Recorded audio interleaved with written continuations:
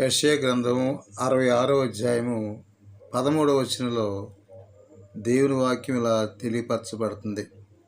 క్రీస్తు పూర్వము 700 సంవత్సరాల క్రితం రాసినటువంటి గ్రంథం ఇది. దేవుని యొక్క ప్రేమ, దేవుని యొక్క ఔన్నత్యం ఎంత గొప్పదో ఈ ప్రవక్త దేవుడు ఒక తల్లిగా పోల్చుకున్నాడు దేవుడిని. అందుకని ఒక తల్లి తన బిడ్డని ఆదరించినట్లుగా దేవుడు ఎప్పుడు కూడా ఆదరిస్తున్నాడంటూ ఇశ్రాయేల్ ప్రజలను ఉద్దేశించి వ్రాయబడినట్టు ఈ గ్రంథం. ఈనాడు ఈ వాక్యం మనకు వర్తిస్తుంది.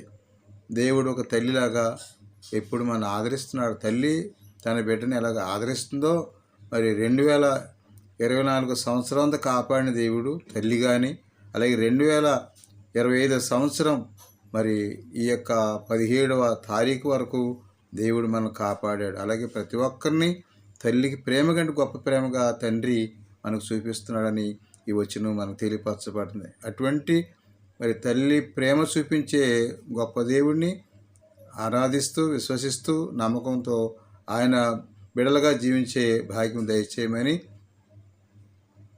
God bless you.